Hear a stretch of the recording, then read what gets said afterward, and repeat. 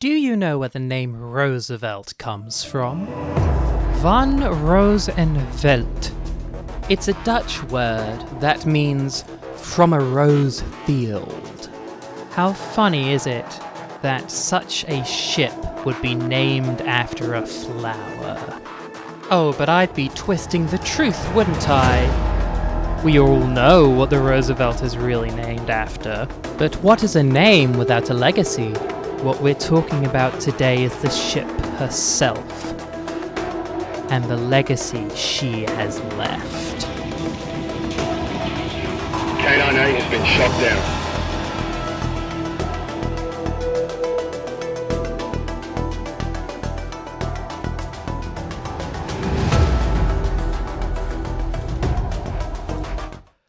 So where the heck do we start? I, for one, I started by going into Conquest mode to get a good look at a 205 class air battleship. I would put them in. Oh, perfect! Oh, beautiful. So FN06 definitely stands for Federation Navy 06, doesn't it? As you can see, the 205 class has 4 engines, as well as a boom tail design. The nose cone of the aircraft also reminds me of the Concorde supersonic jets, even though this thing is definitely not going supersonic. Maybe I should have called some experts for this video then. Oh well. Hey, past me, how you doing with that clip of getting the size comparison? Ooh. While I understand some of you may think this part unnecessary, it is good for people who may not have noticed that the Roosevelt is not a 205 class. But that just begs the question, what class is the Roosevelt? Newer airships are cruisers, Arceons are heavy cruisers, Littorias are battle cruisers, and 205s are battleships. A class all on its own. The latter two are notable because a fleet's flagship used to be either a battle cruiser, a battleship, or an aircraft carrier. According to the United States Ship Naming Conventions, read the disclaimer on screen, battle cruisers are named after famous battles or other famous Navy ships, battleships were named after different states, and aircraft carriers, the modern ones anyway, are named mostly after presidents. Hell, there's an aircraft carrier called the USS Theodore Roosevelt, CVN-71. I know this is me stating the obvious, but the Roosevelt does not carry planes in the plane. It'll also be me stating the obvious when I say it's definitely a battleship. She's got the arms, she's got the armor, and she's got the sheer girth to earn that classification. One quick note though, that ship I mentioned, the Theodore Roosevelt, the ship symbol CDV means an aircraft carrier. If you see the ship symbol D, that usually means destroyer. So is the CDV Roosevelt supposed to be air carrier destroyer? Air destroyer carrier? I don't know. Even if we don't have these specifics, we still know what class it is though. Her heavy modifications would warrant a new class of ship. A new classification of ship and the first ship of that class share the same name. So I now propose to the Project Wingman community that the CDV Roosevelt shall be known as the Roosevelt class battleship. Now let's move on to the actual subject of our investigation. Even before we begin the mission, we have something to analyze. On the briefing screen here, General Faust's fleet is marked as CSC_WF, White Fleet, Cascadia. This is apparently in reference to the Great White Fleet, a fleet of battleships that was sent around the world under orders of Theodore Roosevelt. Oh wow, what a funny name! Anyways, now on to the main event. Say the line, Bart! Zero to everything! Here comes the big one! Yeah! This is the Cascadian White Fleet Black Eagles Division. Its flagship is of course the CDV Roosevelt with General Faust commanding. If you somehow missed it, the White Fleet is actually a repurposed and refitted diplomatic fleet. And according to this line, it may have been refitted by Icarus Armories, the same Icarus Armories that designed the SP-34R and the PW Mark I. Want to state your guys' selves for the record? What am I introducing myself as? Whatever name you want to be called online. Odd word's fine. Hello. I am Burr. I work for the U.S. Navy. Do you want to get that disclaimer out of the way, by the way?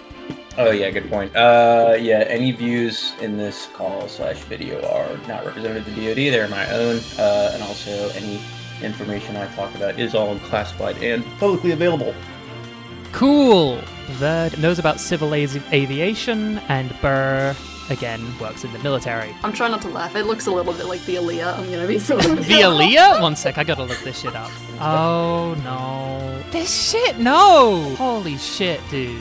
What is this? No! That's my arch nemesis. This shit! There's this thing you see with a lot of experimental aircraft, I feel, where they try and model the aircraft wings after, like, the silhouette of, like, a seabird wing. And I know on this plane, it also looks like they're trying to emulate that and do that. And I don't necessarily know that it's a really good design choice, but I've yet to really see evidence that it has any major benefits over standard wing shapes. I don't really know what they're doing with the tail. Why would you put boom tails on an aircraft? So, I mean, I've seen that specific tail design on unmanned vehicles. A plane theoretically this large isn't going to be making any sort of fast turns, so I have to imagine it's some sort of stabilization. It changes how the airflow is interacting with the tail, essentially, because the air that is flowing over the tail is going to be different over a tail like that than it will be over, like, your standard sort of a tail. Makes it less maneuverable, but more stable. Yeah, I think so. Cordium-injected exhaust nozzles? So, I mean, like, okay, right, basic concept of, like, an exhaust. And injecting things into an exhaust, if we're talking about, like, turbofan or turbojet engines, is it could potentially add more thrust. I mean, if you're injecting it into the nozzle, you're moving into, like, rocket engine territory. That's not a typical thing you would see on, like, turbofan or even turbojet engines. So having a steady stream of enriched cordium would be something that is possible, and is also probably something that's don't think is a good idea. I won't even worry about it. Yeah, it literally, don't even worry about it. Don't even worry about it. Don't ask what happens after this mission's over. It's totally fine. According to the ship's wiki.gg page, it is 444 meters long and has a wingspan of 890 meters. However, there wasn't any reference for these, and I didn't know how to contact the person who added it to the page, so I did the unthinkable. I joined the Project Wingman Discord server. What's up, dude? Jokes aside, thank you to everyone on the Discord server who helped me out with this, especially this cool cat, Alec, who was able to rip the 3D models for me. Alright, so let's take a look-see at the Roosevelt, and oh my... Are you seeing this? Alright, so something's definitely gone awry here. Okay, so what you are looking at here is the CDV Roosevelt at 1/1000th scale. Apparently the model was so big, my friend over here needed to scale it down quite a bit to have it on the screen correctly. It is then compared to VX-23, an FD-14, and a 205 class Air Battleship. You might want to say that this is inaccurate, and maybe. As you can see here, the Roosevelt still is very large, but it still looks quite different from its model, right? That's because trying to show the true size of something through a flyby is very hard. I put it in my shitty photo editing software to have a look, and it's honestly kind of accurate. Regardless, the measurements for the wingspan and length are corroborated by a couple people in the Discord, so I think it's safe to say that this is correct. Think fast! As you can see here, the Roosevelt has 6 engines instead of a 205's 4, as well as a boom tail design. This is probably one of my best shots to show how big the Roosevelt is. Can you elaborate a little more on what the role that a diplomatic vessel is meant to serve is? Unfortunately, we don't have a lot of elaboration on what it means. It was used by the Cascadian government for foreign relations duties. There's only so much foreign relations you can do by pulling up your large vehicle. Long-distance transport vessel for aid and an ambassador. I'd be a lot more willing to believe that this was something that was made for passenger transport than for anything military, based on its kind of size and bulk. multiple turret locations, multiple different points for what looks like air cover specifically. They want this aircraft to do is to be large and have incredible firepower and be able to compensate for its largeness and slowness with that incredible amount of firepower. Presumably also some capability to take hits. However, if we are talking about a retrofitted civilian airliner, that's not a reasonable thing to expect of a retrofitted civilian airliner. Not civilian necessarily, but diplomatic passenger, if that's what we're calling it. That's a bizarre thing to expect of that category and class of aircraft to become. The idea of an air battleship really kind of died with the Zeppelin. It looks more like a gesture more than anything. Hey, look, we have this big diplomatic vessel, right? It's the equivalent of what the Japanese Yamato was, right? But Yamato was a battleship that was insanely capable for its time. They have to have some sort of pressurized cabin. They're not that low. Yeah, they look pretty up there. Is that 40,000 feet or meters? I hope to God it's feet. Yep. Yeah, that should be feet. Please don't open your window at 40,000 feet. Do not do that, yeah. Hey kids, so there's this thing called hypoxia. I don't think you have to worry about hypoxia at that point. I think rapid decompression is probably your biggest thing. Assuming they're in a pressurized cabin, that would probably be a bigger threat. I mean, hypoxia would set in after the fact, don't get me wrong. Yeah, once you're like out there and falling, you can have hypoxia about it, so you probably won't be conscious when you hit the ground. Yippee! I would like to also point out the massive fucking gun. Anyways, we should talk a little bit about the weapons, shouldn't we? Most of our information about the Roosevelt comes from in-game dialogue. According to this dialogue, there's 40 gun batteries along the Roosevelt's hull. And I will remind you, we already know it was armed by Icarus armories. We also now know the Roosevelt carries high explosive, armor-piercing, and barely legal war crimes. That's white phosphorus, isn't it? Willie Pete, yeah, white phosphorus. Normally in a white phosphorus, I think it's better to do an airburst style method. But yes, Willie Pete is white phosphorus. Because that's a line that plays in Phase 2, where it starts using those giant balls of flak. So that could be what they imply there. Interestingly enough, during the battle against K9, the barrels had to be dropped and replaced, very much like MG-42s in the Second World War. Get fucked Nazis. All deranged, hairy, no-lobers, breath like old nappies, arms like toilet walls, scum of the universe. This wasn't enough, however, as multiple guns got jammed during the fight. That's a normal thing. Yeah. Especially on high fire rate weapons. You could end up melting barrels, and that is a normal thing. Which, yes, led to the meme of someone actually saying, use your sidearm if you have to. Just fly up close and like poke the shotgun out the window and start shooting at them. Hey! Give me a minute. Why? Because everything's jammed. My gun's jammed. When I was in a clean gunfight, I would turn around and go home. I'd be like, you know what, that's a clean gunfight for the day. I'm not paid enough to open the window. The in-game dialogue also talks about VLS batteries and the main guns, but we can also see those on the model itself. Immediately, you can make out segments for tail gunners in the boom tail, as well as a shit ton of flak batteries, some of them bigger than others. Design-wise, this looks more of like a World War II era bomber, right? Multiple turret locations, multiple different points for what looks like air cover specifically. Those AAs aren't doing anything. I mean, also you would never engage this close unless you were like out of ammo. The What are VLS those batteries triangles? right here. Those are VLS cells? Yes. What? Okay, theoretically, what missile are we fielding? Are they land attack, or are they like air-to-air? SAM sites show up as targets. They are aligned to these silos, so it's air-to-air. Theoretically, there's something like Sea Sparrow. You don't ever really see air-to-air missiles in VLS. You'd have to use the ship sensors to lock onto a target or assign some sort of GPS waypoint, right? The whole point of vertical launch system cells is to field something like a Tomahawk ground attack missile, land attack missile, TLAM, or any other sort of vertically launched missile, right? Opening a VLS cell, missile muzzle hatch, or even a cell like that at that speed would probably shear it off, if not damage whatever hydraulic and electronic systems are connected to it. But unfortunately, the majority of the Roosevelt's weapons are not actually on the model. As for what weapons it has mechanically, I can simply list them out. We have AA guns, flaks, SAMs, HPBCs, the lasers, and railgun cannons. There's also a special variation on the flak gun, but I didn't see any name for it.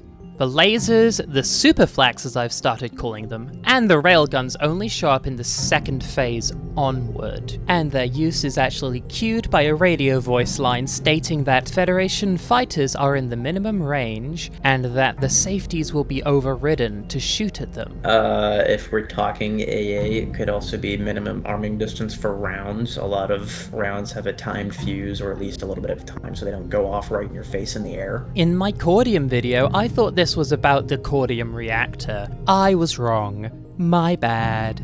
Obviously, this is set in fiction, so tempering expectations. One, you would never see flak guns in a modern conflict.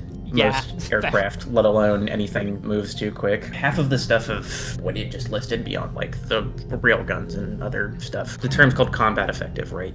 You wouldn't ever see that really be combat effective. Time for some fictional bullshit. I mean, high-energy weapon systems like lasers are kind of a thing, obviously not to this scale. A laser is just photons being projected at a certain angle at a certain right. The further out that goes, the light's going to get scattered differently, reducing the effect of the laser. The energy it would take to field these would be insane, frankly. Yeah. Obviously, you have this whatever element, cordium, right, which seems to be plutonium on crack. Yeah, plutonium on so much crack. The main benefit of a laser is it's a non-interceptable object. There's no way to effectively terminate or kinetically kill it, right? Like, if it's going to hit something, Can't it's shoot gonna a hit laser something. out of the air. I'm not sure what this tip at the back here would be for. It could be a sensor thing. It could be some sort of, the term's called ISR. It's for surveillance and reconnaissance, basically. It could be a camera. It could be a radar, ESM suite. It could be receiving certain electric signals, right? This one is rounded off. Honestly, that's pretty standard, especially since, again, we're talking something that was formerly passenger. That's normal. That's a normal thing to have. That's the normalest cool. thing this fucker has. The normalest thing it has is it has a rounded nose. Those are the actual intakes. I don't There's know the if those ones have been intakes we're intended. looking for. I'm pretty sure these are pontoons of all things. Air battleships are so large they have to be landed on water. In fact, Savaki, formerly known as Hawaii, is basically the port. So it's functionally a flying boat is what it is. Functionally, yes. Now see, as the #1 flying boat fan, I feel I should approve of this. However, a reason why flying boats aren't around anymore, and it's that it's a lot of drag, it's a lot of water pressure to get them out of the water. It's somewhat about the energy, but it's also about how much structural force can this thing take from the water. Again, suspension of disbelief because video game, obviously. If we're also looking at this from a design of what are things that could have been designed differently, Fuel reserve, maybe? aesthetic or fuel, basically, feel First quite mistake right. is assuming anything on this thing has a purpose. Ha! Apart from weapon systems, we also know that the Roosevelt has a damage control crew, and that the ship is split up into blocks like a Navy battleship. That's a normal thing. Assuming this is more of a naval vessel, I'm sure they have some sort of damage control central area where they stage people. We also know the Roosevelt does indeed run on a cordium reactor, and that it has internal batteries. Criticality just means it's self-sustaining. A reactor going critical isn't a bad thing. It's you didn't mean for it to go critical and it's just kind of doing it on its own. That's when you get in the term meltdown. They said earlier that the reactor was going into meltdown, but now they're saying it's critical. That just sounds like writing room moment. I think that's just a Hollywood moment. A lot of media gets that wrong. During the battle, the crew actually rerouted emergency power and locked the reactor into a perpetual shunt. I'm not an engineer, so I'm not sure what this means, but I'm going to look it up. On today's episode of Don't Do That Home Inspections,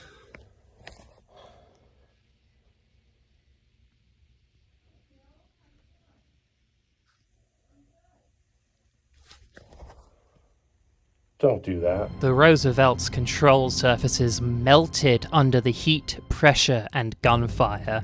The ship started to tilt to the side and rise up into the air before finally exploding.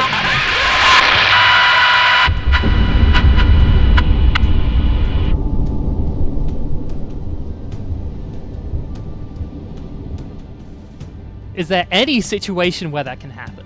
The only situation where I could think of where you would be getting enough friction if you plunged into a like volcanic ash cloud, somehow didn't have your engines like fail or shred apart, and then continued pushing through it. That's actually a very good point for you to bring up. The location of this battle, a cordium vein and geothermal plant. Once you're at 40,000 feet, none of that ambient surface heat is going to be anywhere near you.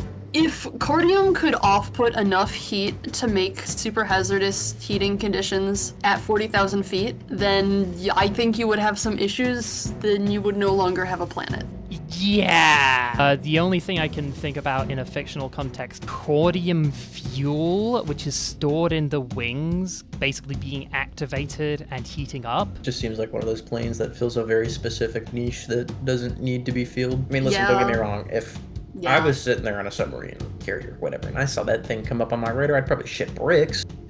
But Fair enough. What blew up where?